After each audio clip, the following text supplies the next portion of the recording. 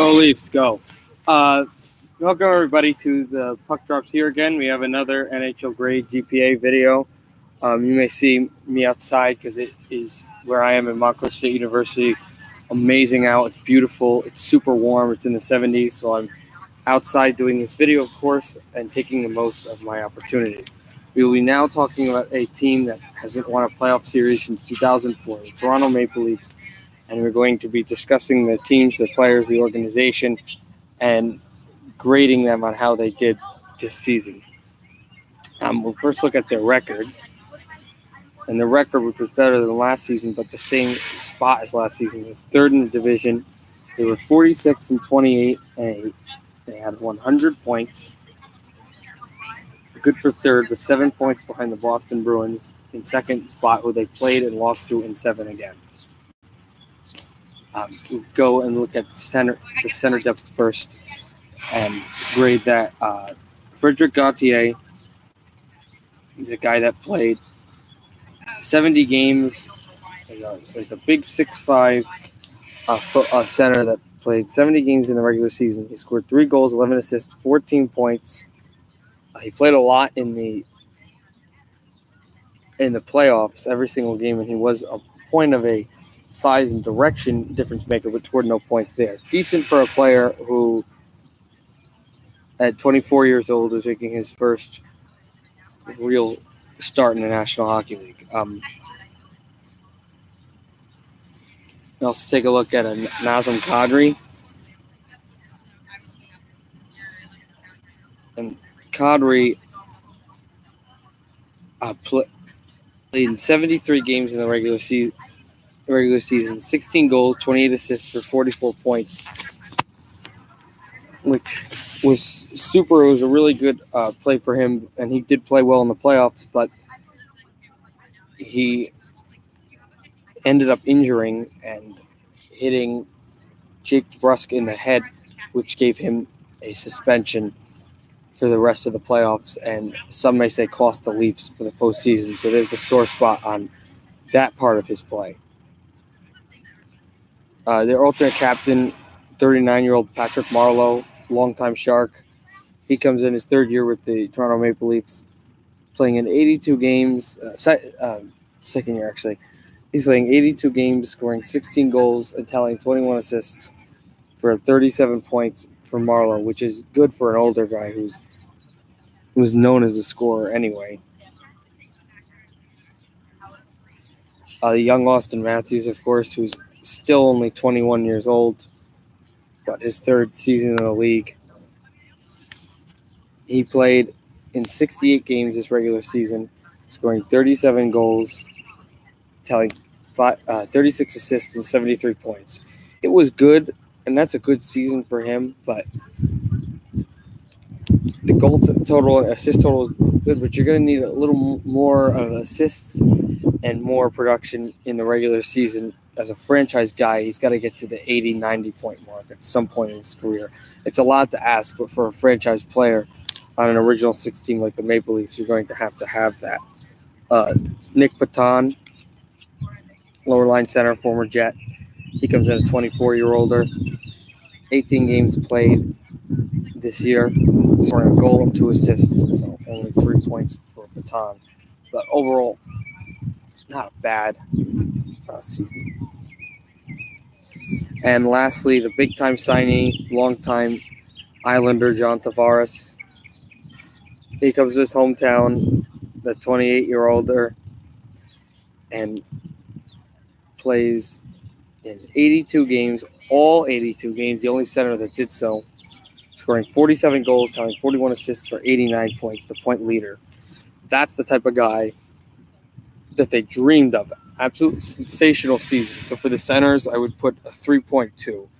I thought they did well, really well, but they need to be more consistent middle of the year because it was clear they weren't catching Tampa, but they had a chance to be second in the division, which would have given them home ice over Boston, and they weren't able to capitalize on the chances they were given losing to lesser teams in the regular season.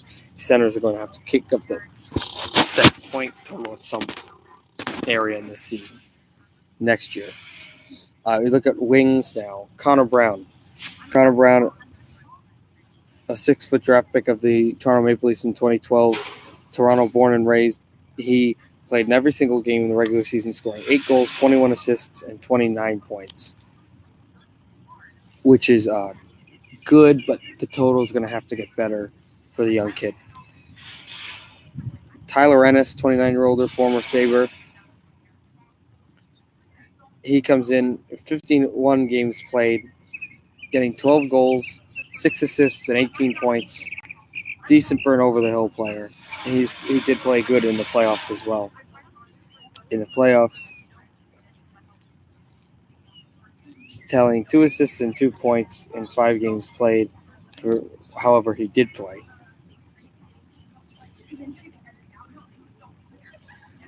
You look at Zach Hyman, their lower line grinding winger.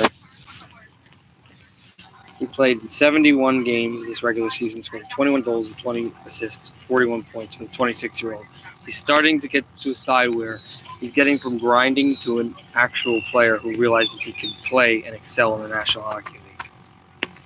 Andras Janssen, a 24-year-old Swede, comes in playing 73 games, scoring 20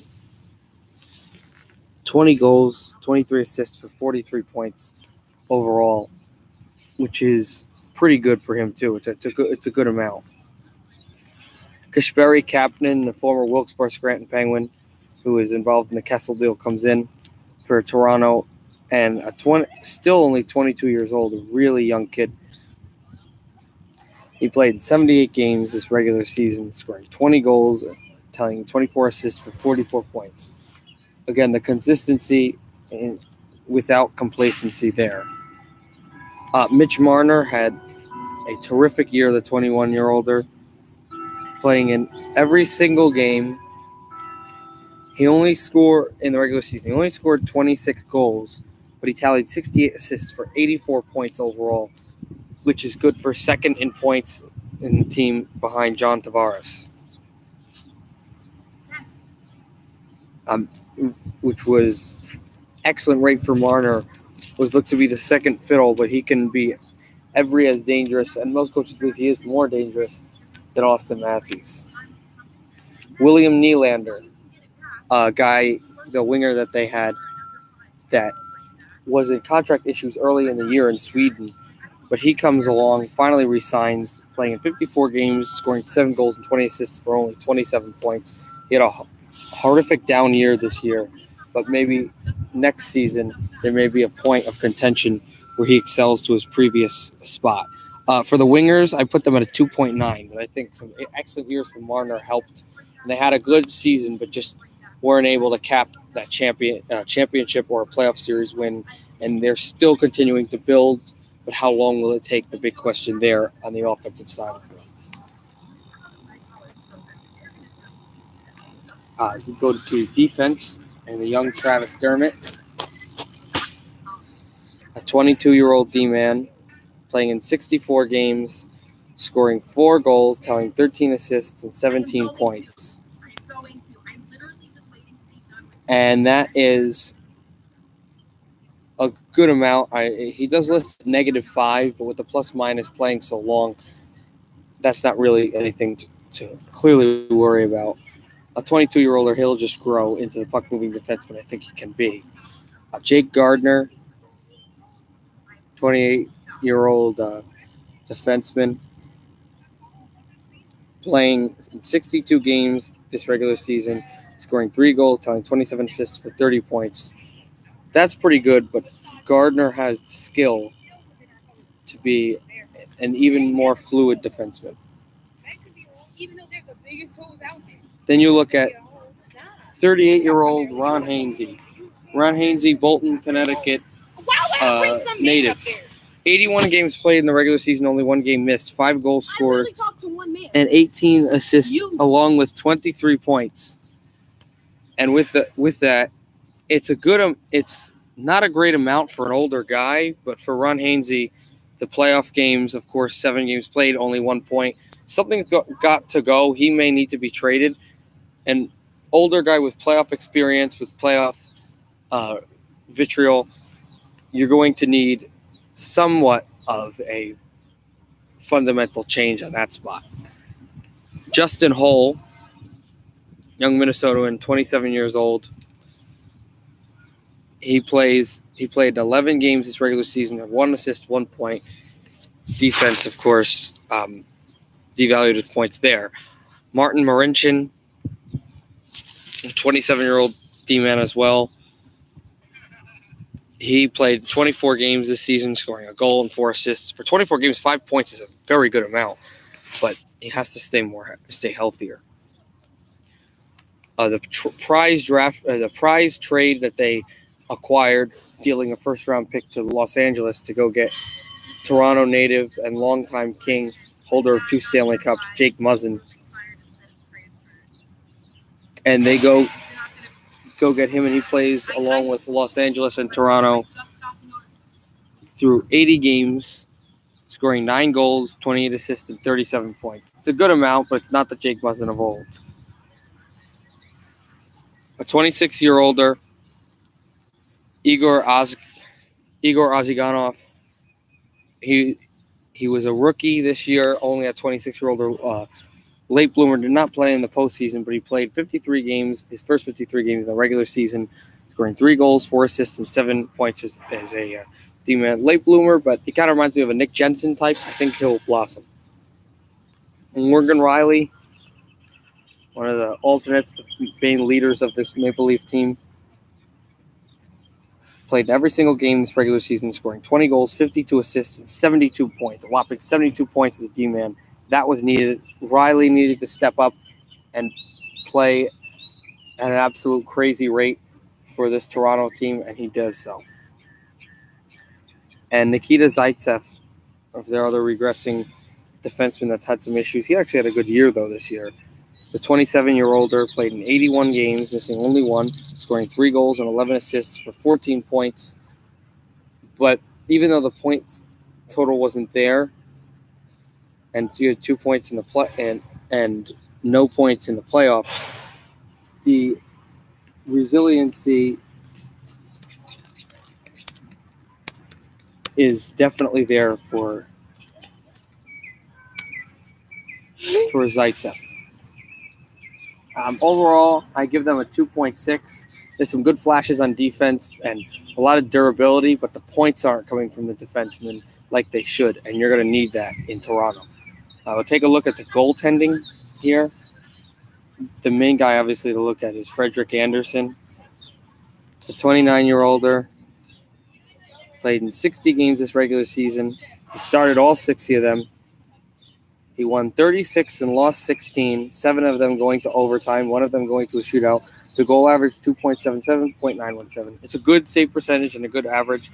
And Frederik Andersen played exceptional in the playoffs until 6 and 7, 2 games that he fizzled out. But I thought that Frederik Andersen might have a bust year this season, and this was going to be a tough go. But Freddie Andersen came through and played exceptional, and I think he's definitely the future of this team in goal and the long-term answer as well. Garrett Sparks, the young kid, he was on and off of the Marlies, but he was thrown into permanent backup role because of the trade with the Carolina Hurricanes, where Carter McElhinney wavered of Carter McElhinney with the Carolina Hurricanes. So 25-year-old Sparks, it's his first full season in the league, and he played 20 games in this regular season, starting 17 of them, winning 8 of them, and losing 9 of them, 1 overtime. He's an older guy, but I really think that you just have to give him a few years. Don't know how much he'll blossom, but these next 2 years are going to be crucial for Garrett Sparks. And then we look at Joseph Woll. Sparks' actual stat numbers. I didn't read off the goalie average.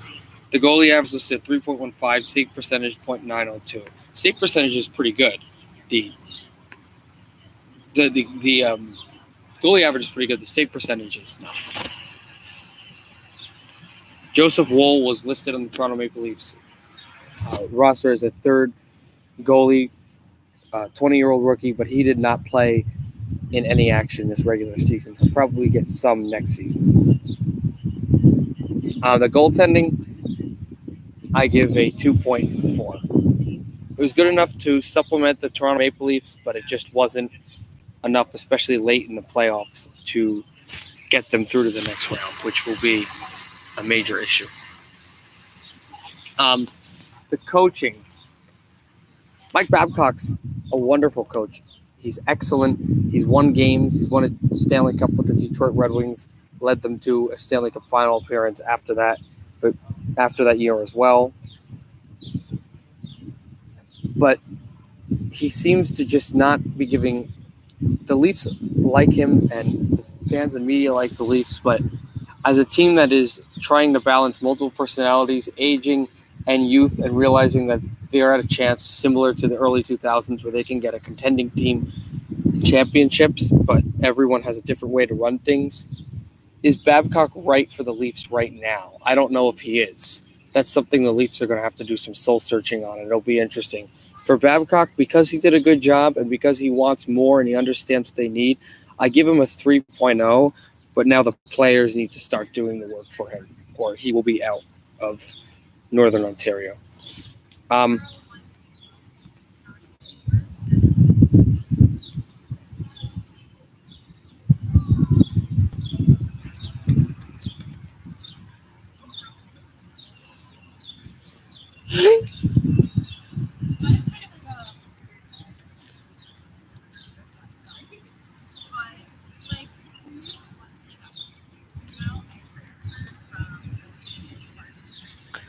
Just checking something on the stats that was pulled up for the management.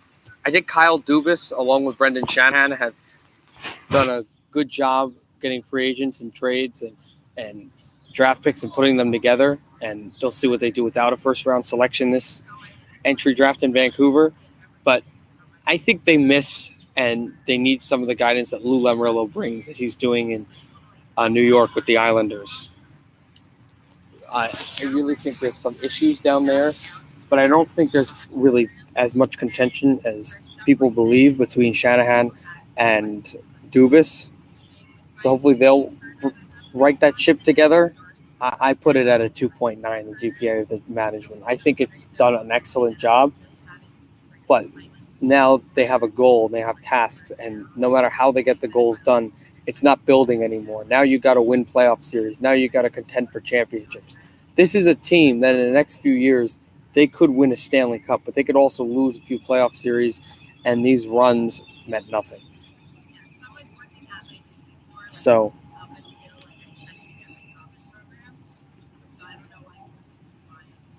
there is that. Now we will do the GPA of the entire team. I believe the Toronto Maple Leafs got I'll give them a 3.0 because they had a fantastic season with their players. But again, not beating teams, and nothing against these teams, but not being able to go on the road and beat the Devils at times. Not being able to go on the road and beat the Arizona Coyotes at times. These are teams that are decent or terrible, and you are a Stanley Cup contender. You need to be able to win the games you need to win and compete with the games you need to compete. Not even competing and just being blown out by Tampa Bay is not acceptable for the Toronto Maple Leafs. They're going to have to improve that next year because there were several opportunities they could have had, either tighten the gap with the Tampa Bay Lightning or at home ice directly with the Boston Bruins, and neither was able to accomplish, and now we're sitting here with the Maple Leafs out of the playoffs. I think some of these things will be changed next year. They're going to find a way to win and succeed with their players that they have, but it's going to have to come soon and quickly in one of the NHL's most gregarious markets. So I definitely put that as a 3.0 for that. Hopefully you guys enjoyed this video with Toronto Maple Leafs. Really I put some heart into this, talking about this team and this organization and the players. That was a great idea, great video. Anybody come in, watch, sub, look, and read and pay attention to it. Hopefully you just comment on how you feel about it. So hopefully you guys have a good day. The next one will be about another Canadian team, the only team in the National Hockey League that we are currently doing GPA grades of that made or is currently in the Stanley Cup playoffs. That is the Vancouver Canucks. We'll do that next. So have a good day, everybody, and happy hockey.